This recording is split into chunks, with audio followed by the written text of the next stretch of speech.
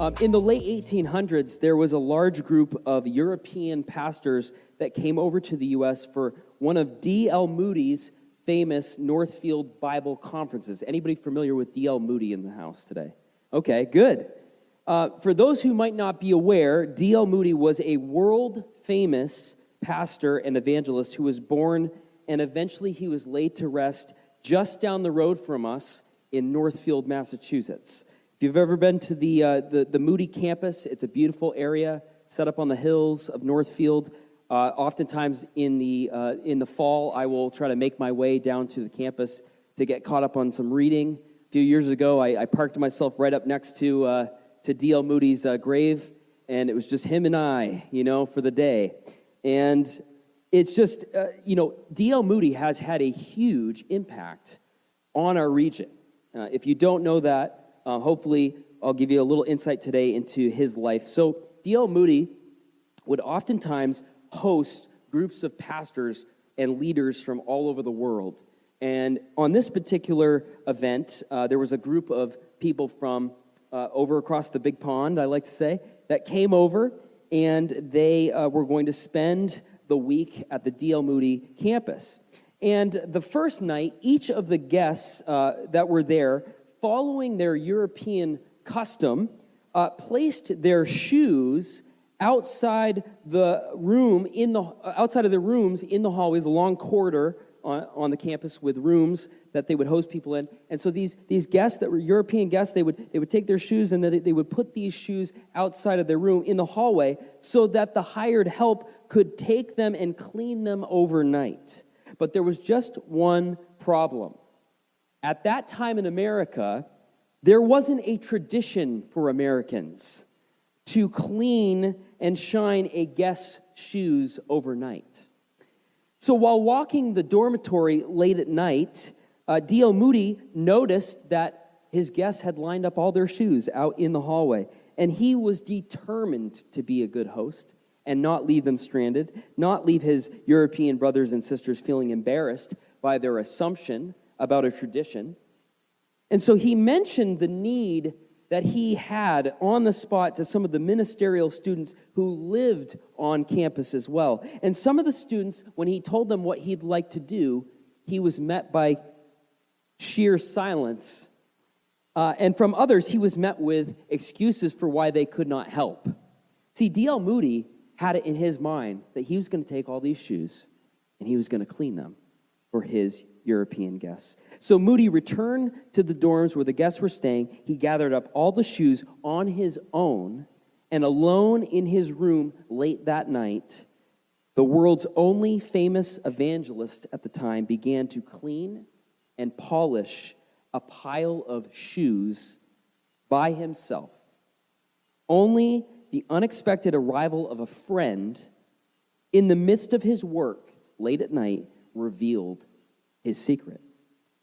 When the foreign visitors opened up their dorms the next morning, their shoes were cleaned and shined just as they had expected. Moody had told no one, but his friends had told a few people, and during the rest of the conference, different staff volunteered each night to clean and shine the guest shoes. Each night they did so in secret. This is right down the road from us. Can I just say this morning that the way that we live says something about what we believe about God? The way that you and I live our lives says something about what we believe about God. D.L. Moody intentionally looked for ways that he could bless his friends at this conference. Upon finding a way to do so, he followed through as an act of love. And that's what I want to talk about with you this morning, acts of love. You know, if you've been tracking with us for any amount of weeks, you know that for the past couple of months, we have been in a series called Practicing the Way. We've been taking a closer look at the life of Jesus in order to emulate the ways of Jesus. And we recognize that Jesus has some ways for us to follow as followers of Christ.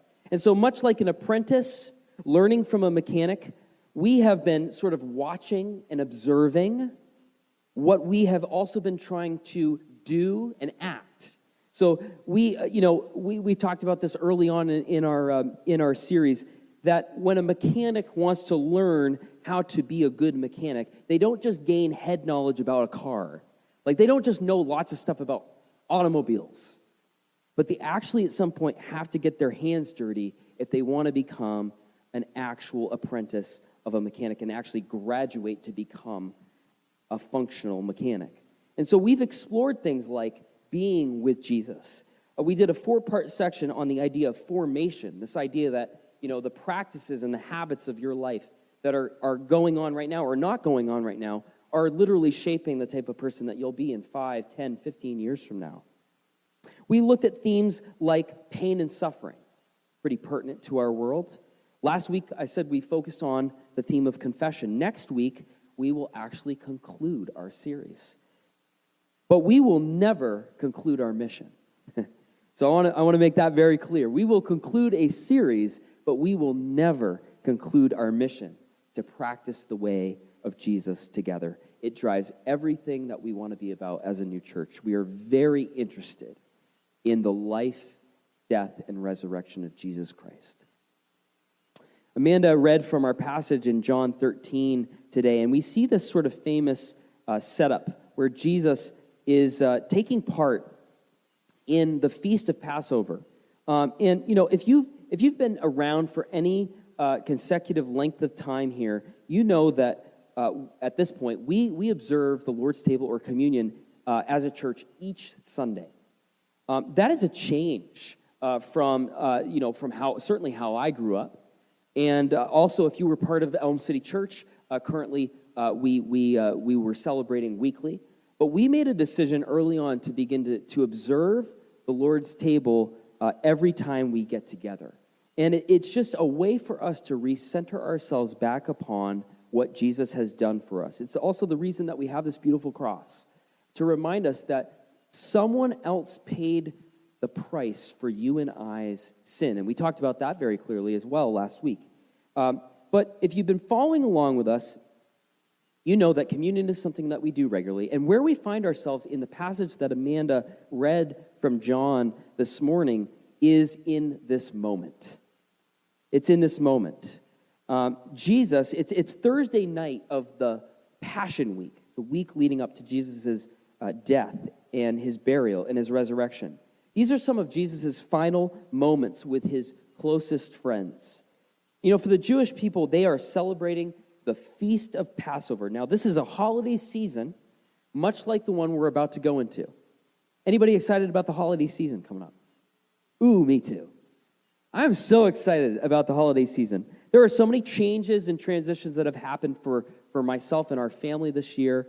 We're very excited to be living in Walpole now. We're very excited to be able to celebrate this holiday season for the first year as residents of this place. Very excited to just take part in what's already happening in this great town. And in this region, I love what is happening around this area. The Passover was a holiday season for the Jewish people. Think about time off of work. Think about Christmas. Think about Easter. Think about our Thanksgiving. These times, these cultural moments where we take a break, where we pause at certain times, where it can be really busy, where we celebrate with family and friends. According to Luke's account, at the table, as they're reclining and celebrating or observing this meal together, it says that a fight breaks out amongst the disciples. Now, I love the Gospels because they never shy away from the realness of what's going on. And Luke's account is showing us that his closest followers, the people that he had been with for 3 years, begin to bicker. So if that's an issue, there is hope for you. There is hope for you. People that are following Jesus day in, day out, and they are still not quite like Jesus. This is our hope, right? Hopefully, if you're following Jesus today, Jesus has grace for you and me, and it is a process, right? It is a journey that we're on. They were on a journey together, and they are all of a sudden finding themselves having dinner together. And as time goes on throughout the night, they begin really to act like 2-year-olds. They start arguing with one another, is what we find in the text. Suddenly, they find themselves talking about who is best, right? Who is the greatest? Who ranks the highest? How close can I sit to Jesus? You know? And it's almost like in this moment, as you're reading this text, you can only begin to think, what is Jesus thinking to himself here? I think that he does a huge eye roll. That's what I think. I imagine he's probably thinking to himself something like, bunch of dummies. Like, I have been telling you for 3 years that whoever would want to be the greatest in the kingdom needs to be the least in the kingdom. I've been telling you that anybody who wants to be somebody needs to be nobody, needs to be a servant. Haven't I already told you that the Son of Man came to serve? That's Jesus. Came to serve and to give his life as a ransom for many. And at his final meal with his closest friends, I think Jesus looks around the room, and what does he see? He sees proud hearts and dirty feet. Proud hearts and dirty feet. So what does Jesus do? Well, as we begin to read this passage, it's a famous moment where we see Jesus decides to stand up, and instead of scolding them or redirecting them in this moment, which he's done, he begins to do something different. He begins to wash dirty feet. Okay, we got to pause right there. That's just a little bit weird, right? Just a little strange that during an argument at a meal, Jesus feels compelled to get up and wash his disciples' feet. Well, that may be strange for you and I, 21st century Americans, but not for a first century Jewish person. Let me explain what I mean. Actually, the idea of washing someone's feet was just common courtesy when someone came to your home.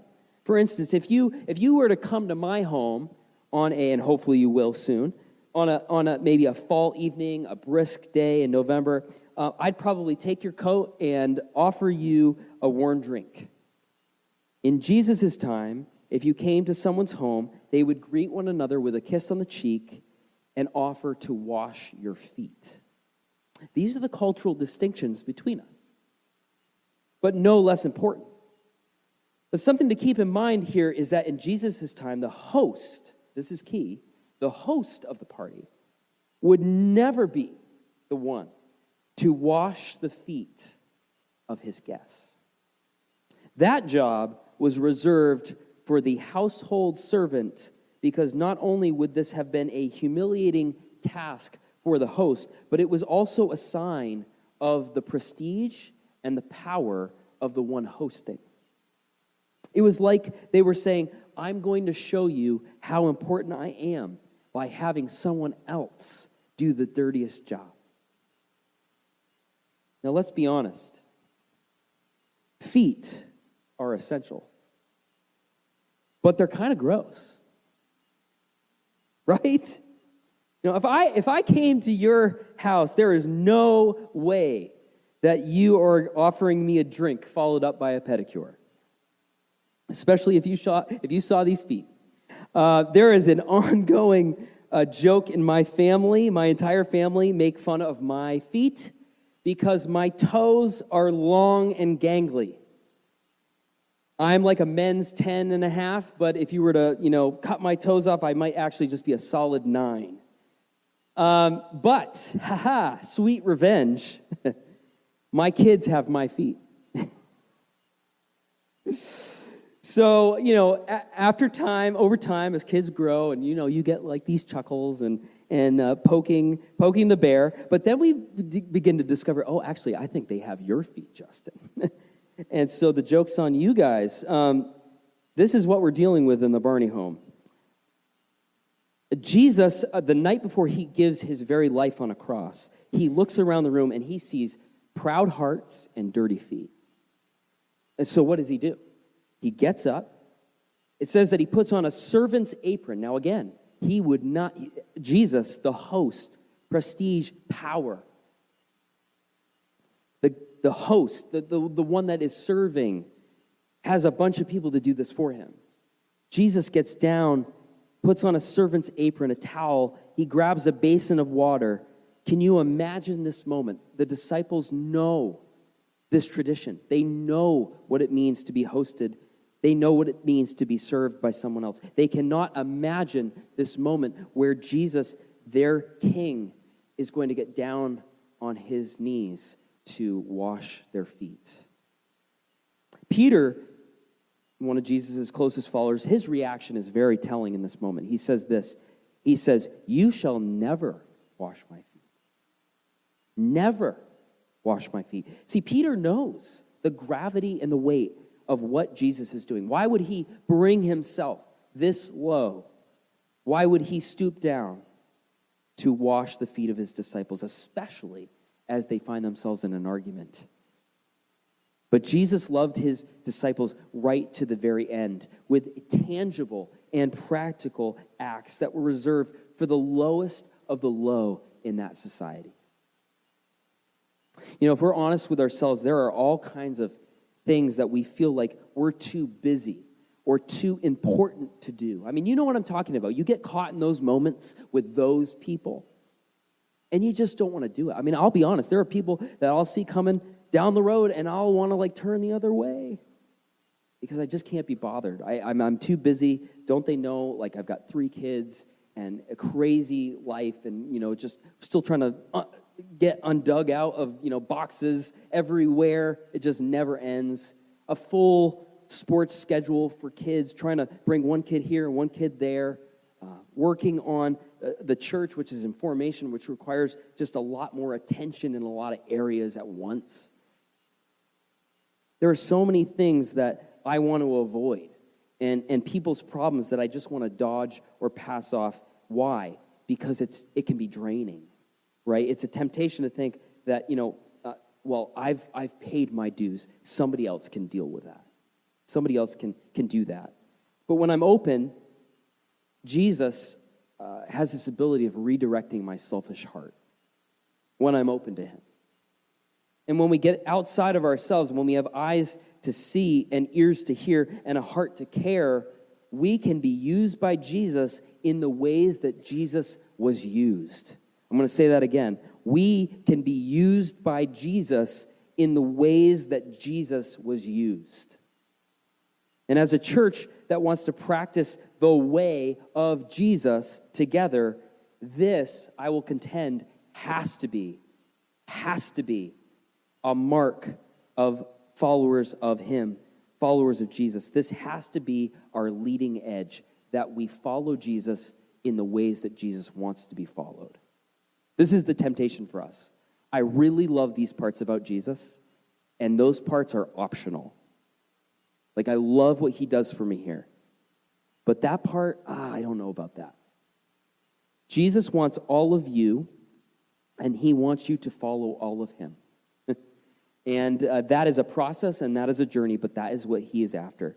And there are people all around us that are in need of knowing the gospel message, this news of what Jesus has done. Let me tell you a story. Last Sunday, I was just sort of hanging out, and I end up usually leaving the building last. It just kind of goes with the territory. And I'm walking outside, and I bump into somebody that I recognize. And this individual, let's call him Jim, he was downtown here, and he was walking his dog, and we got talking about the church. And we got talking about some of the things, and he said that he had been talking with a neighbor, and he was really encouraged by the fact that our church was actually trying to, and became visibly, to get involved with some of the things that are going on here. It had been a long time since this church congregation that met here was actively trying to get involved with anything in the town. And so he thought that was a really good thing, but then he asked me a question that took me off guard and put me right on the spot. And he said, so I look around at churches in our area, and I've been here for a little while, and he goes, I noticed something. He goes, very, very astute. He goes, I noticed something. I noticed that River Valley Church has young families and kids that go there. It's you gotta tell me why. Why is that happening? I look around all around us, and I see churches that are in decline, and I see places that it looks like they used to have something going on, and And I said, well, there's a lot there, is what I told him, trying to gather my thoughts quickly as possible. But I said there are probably a lot of reasons for that, but all I can tell you is that we want to be the type of church that is remaining faithful to the gospel. And I think that has a lot to do with that. The life, death, resurrection of Jesus is something that we believe. We believe in the authority of Scripture. We base what we do upon that. We want to be a type of church that reaches out to the neighborhood because we believe that the gospel message has something for everybody, and it can change. It changes communities. It has changed the world. Think about Jesus' closest followers for a minute. 12 guys. They're bickering at the table towards the end of his life, and yet these are the people that Jesus used to turn the world upside down. What more can he do with a church that wants to proclaim the gospel in a new area and in a region? I think he can do a lot. He can do a lot. So here's one fun thing that, just as we were wrapping up our conversation, we were talking about Keene a little bit. I noticed him from there. He used to live in Keene, and then he moved out to this area. He's been out here for a few years. And I said, he goes, I'm an atheist, but I really like C.S. Lewis. Green light. So I said, oh, wow. I said, I would love, if you're interested, I said, why don't you get a hold of a copy of Mere Christianity, and you read it, I'll read it again, and we'll get together and discuss it. And I'm looking forward to maybe getting that opportunity with him. But to keep him in prayer, Jim. Keep Jim in prayer. There are people in our area that are curious about what's going on, but I think what it is I think there's a bigger thing here. I think they're curious about the gospel itself, even if they don't quite understand what that all is yet, or maybe it's different. I believe Jesus is going to use you and me. We are the people. There's no plan B. You guys are the ones that are going to be the ones to take up the mantle of the message of the gospel in your life, in how you live. As I said earlier, people know something about Jesus by the way that we live our lives, just in community, in your family, in your workplace, in your business, how you're generous with people around you. These are the things that people are noticing. These are the things that people are going to see. Back to our passage. In this scene where Jesus is washing feet, do you notice who is in the room with Jesus? Just him and his disciples. The world has been shut out of the Passover meal. These are the guys he's been with for 3 straight years. They've seen his miracles. They've seen his big moments. And now, here they are alone together in this upper room area. Jesus isn't trying to impress anyone. And even this highlights for us a certain posture when it comes to the idea of serving one another. I think Jesus is showing us here that when it comes to serving one another, nobody needs to know. Nobody needs to know. When you're serving with the right heart, you don't have to have proof. You don't have to have Instagrammable moments to show that you're a servant, because Jesus didn't have that. And even in his day, it wasn't like they were going out and saying, you know what? Do you know what Jesus did for us? No, here they are alone. Jesus is down serving them. We don't need to have that posture because Jesus didn't have that posture. The greatest is the one who doesn't need any recognition for doing the right thing as a follower of Jesus, right? Years ago, Danielle and I were introduced to an idea that has radically shaped and transformed our understanding of what it means to share the good news, and it's summed up in this phrase, servant evangelism. Anybody ever heard that phrase before? Servant evangelism. All right, well, servant evangelism is nothing more or less than a combination of intentional, personal witness with intentional acts of kindness. Maybe you've heard of that, acts of kindness. But the concept was very popularized by a guy named Steve Sjogren. Steve Sjogren has written a variety of books, including a book called Conspiracy of Kindness, Community of Kindness. He wrote another book called Irresistible Evangelism. And Steve's big idea, and something that he spends his life doing, is helping other followers of Jesus to see small acts of kindness done with great love can change the world. I'll never forget, we hosted Steve at our church in Pennsylvania. It was a really awesome time for our church. we were talking about it. We were reading his book leading up to him coming to train us and to teach us more about servant evangelism. He was going to lead us on a few, kind of outreach events that we were doing in our town there. And I'll never forget it. The most shocking thing to find out was when Steve came to our church. Danielle might probably remember this. Was we got invited to a dinner where Steve was that night, and we were shocked at how highly introverted this guy was.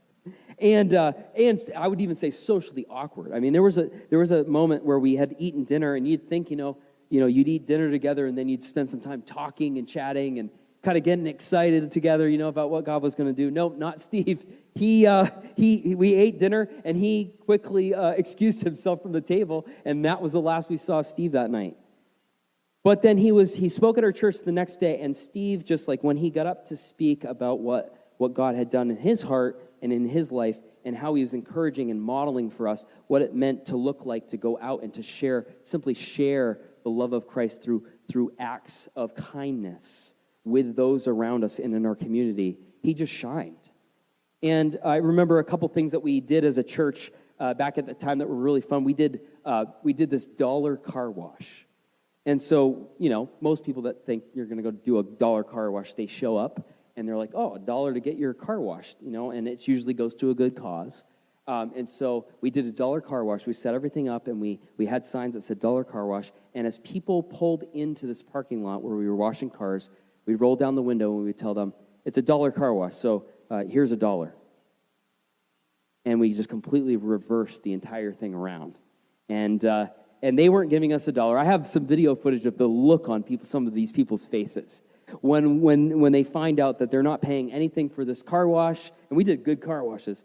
And sometimes you got to be careful about that, right? But we did some good car washes, and they made $1 that day. And it was just a tangible, practical way to kind of show the love of Christ in a specific way. I remember another time we encouraged everybody in our church, and this just kills me that we can't do this here yet, but we had a Chick-fil-A outreach. Guys, I prayed night and day. Someday this will happen. Someday we will be able to do this, but we had people go through Chick-fil-A all week and pay for the meal of the person behind them.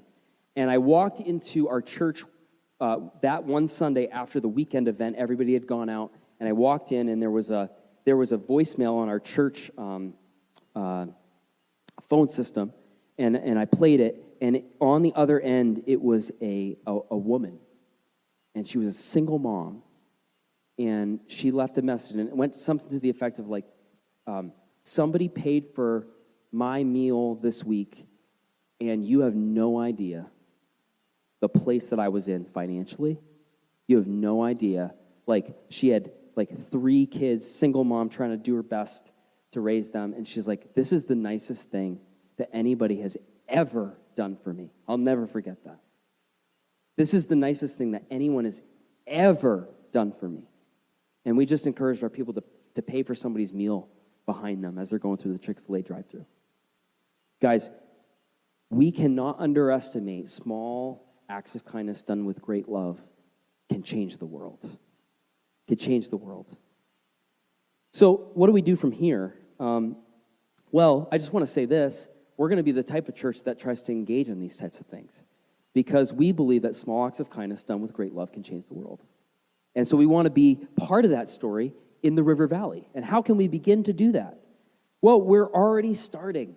I don't know if you've noticed this, but we've already begun to engage in community outreach events. We had some of you were part of this. We set up a table down here during Halloween.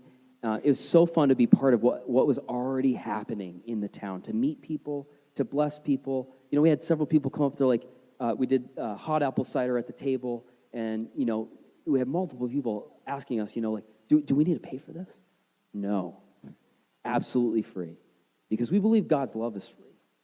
And that's the thing that has changed us. And so it's just been so cool. We're doing this this Giving Tree project. I really want to encourage you to make to do that with us, to support a local family this Christmas in a time where it might be tough for some families. And we've got an identified need, and we can do something about that, I think. And so definitely take part. There are going to be ways that we, over the years, engage our community in these ways that go beyond the walls of the church. And I'm excited about that. So here are a few action steps that I want you to think about as we begin to think about the way of Jesus when it comes to acts of love. 3.